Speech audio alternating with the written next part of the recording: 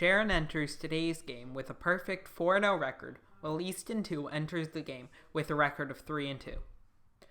Sharon went to starting pitcher Alex Coughlin for his first appearance of the season. It was a rough start for Alex, who got 2 strikes on Easton's leadoff hitter before giving up a hit.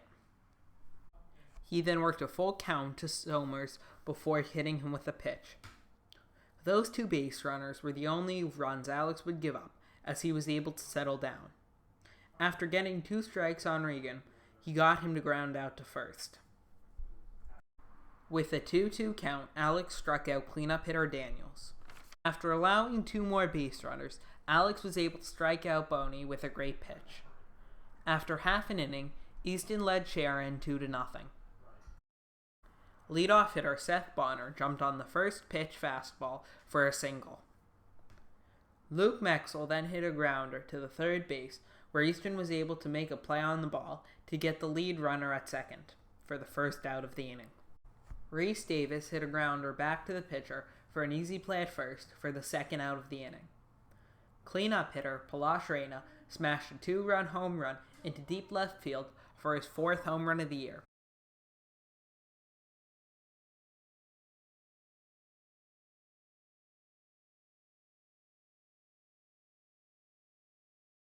Alex Coughlin drove a first pitch strike for a single.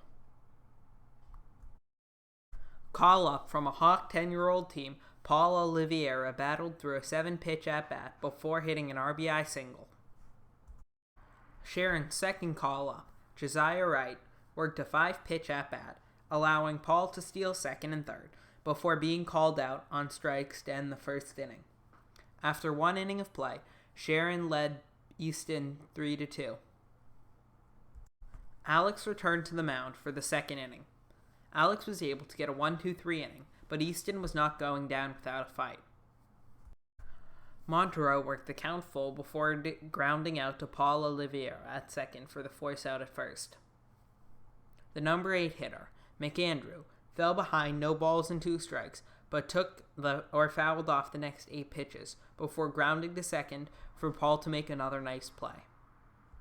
Alex struck out Easton's number 9 hitter, Anderson, on 3 consecutive strikes to end the inning.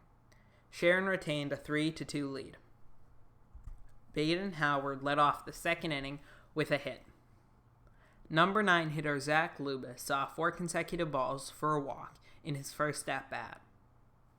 Seth Bonner then lined a shot back to the pitcher that deflected off his leg for a hit that loaded the bases. Easton made a pitching change after the injury to face Luke Mexel. Luke singled, driving in another run. Zach was then able to steal home. Reese was ultimately called out on strikes for the first out of the inning. Palash followed up his home run with a double, driving in Seth from third and Luke from second.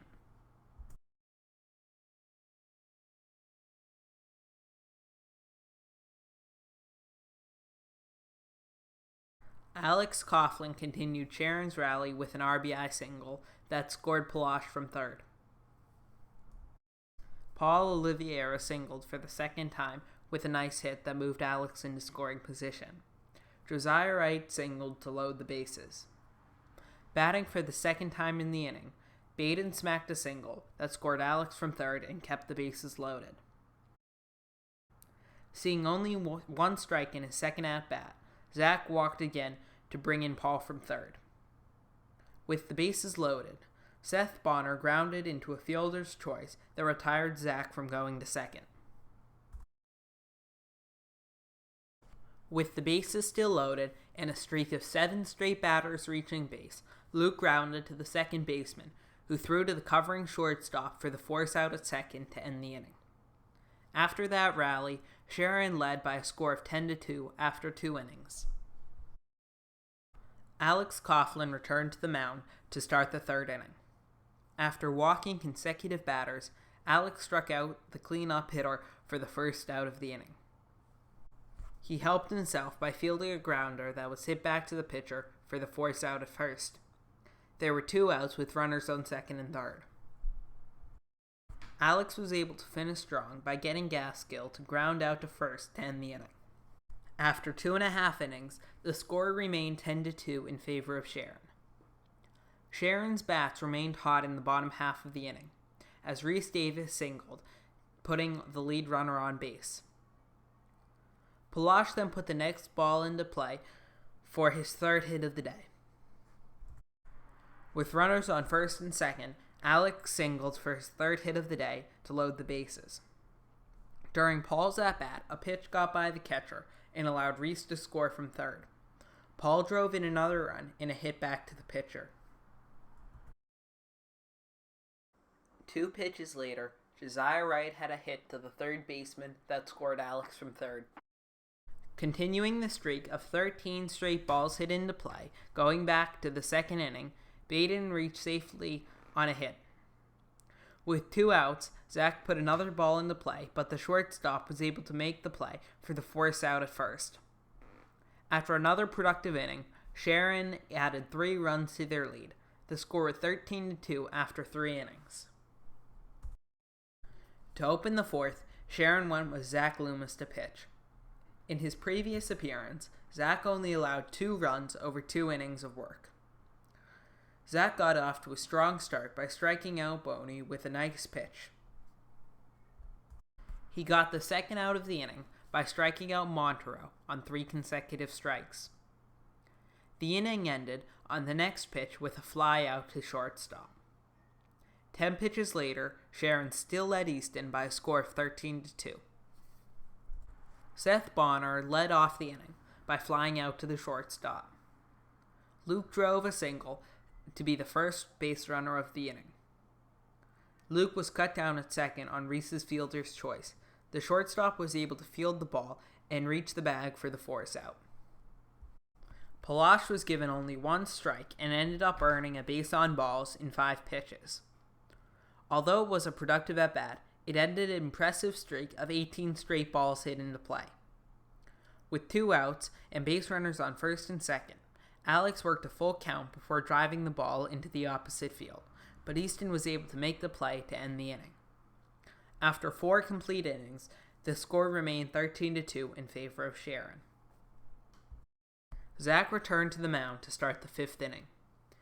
He continued his efficient pitching by striking out the first batters he faced on 4 pitches. Leadoff hitter Jiminy singled to become the first base runner since the 3rd inning. Zach struggled with control as the next batter walked to put runners on first and second. A wild pitch, followed by throwing errors, allowed 2 more Easton runs to cross the plate. Daniels was then hit by a pitch and awarded first base. With Easton threatening, Zach was able to get the fly out to second for the number 2 out of the inning.